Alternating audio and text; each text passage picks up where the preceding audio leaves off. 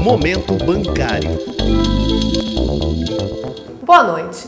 É cada vez maior o número de ataques a caixas eletrônicos em toda a Grande São Paulo. E na maioria das vezes, os criminosos têm utilizado explosivos para arrombar os equipamentos. Desde o início do ano, já são pelo menos 36 casos de ataques a caixas eletrônicos, sendo 17 somente na capital paulista, segundo informações da Tecban, da Rede Banco 24 Horas. A última ocorrência foi na madrugada de quarta-feira, 11 de maio, a um caixa eletrônico do autoatendimento de uma agência do Banco do Brasil, na Avenida Professor Francisco Morato. Para Daniel Reis, diretor executivo do sindicato e especialista em segurança privada, o banco deve ser responsável pela segurança dos clientes durante todo o horário de atendimento, inclusive dos caixas eletrônicos. Primeiro, existe um pedido do Sindicato da Contraficute, junto à FENABRAM e junto à Polícia Federal, em que durante o horário de atendimento do caixa eletrônico e que não há atendimento bancário, nós sempre solicitamos que haja a presença de vigilantes nessas áreas de autoatendimento. Por quê?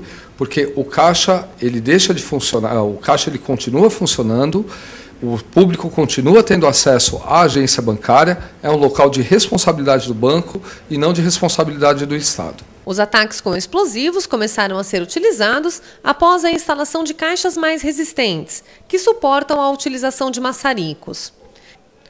Recentemente, o alvo dos criminosos passou para os caixas disponíveis fora de agências bancárias, como supermercados ou postos de gasolina. O grande debate que nós temos também junto à Polícia Federal é que quando o banco instala um caixa eletrônico dentro de um supermercado ou num posto de gasolina, ele passa a ser responsável pela segurança desses locais também. E hoje não é o que acontece. Hoje, tanto o posto quanto o supermercado são os responsáveis legais pela manutenção desses equipamentos. O banco não pode instalar esses equipamentos sem um plano de segurança que envolva a responsabilidade da segurança privada. Caixas mais resistentes e dispositivos que marcam as cédulas são algumas medidas que vêm sendo tomadas para evitar esse tipo de roubo. Segundo o Banco Central, os lojistas devem se negar a receber cédulas com marcas de tinta. O mesmo vale para pessoas que têm acesso ao dinheiro após algum saque. Representantes do Sindicato dos Bancários estiveram em Brasília na última quarta-feira, dia 11, para audiência com o ministro da Previdência, Garibaldi Alves Filho. Humanização das perícias médicas foi o tema da reunião. Os trabalhadores pediram que o governo divulgue o nome das empresas que apresentam o maior número de trabalhadores acidentados. O presidente do INSS de São Paulo, Mauro Rauschilde, propôs a implementação de um pacto nacional pela redução de acidentes de trabalho. A ideia desse pacto ontem foi lançado em Brasília uma parceria entre o Ministério da Saúde e o Ministério das Cidades, um pacto pela redução dos acidentes de trânsito. O presidente do INSS e também o ministro da Previdência, eles colocaram essa ideia para as centrais sindicais de fazer um pacto pacto nacional pela redução dos acidentes do trabalho, envolvendo o Ministério da Previdência, o Ministério do Trabalho, o Ministério da Saúde, as centrais sindicais. Também é importante envolver os empregadores, eles colocaram isso, envolver que é o setor importante nessa questão também desse pacto.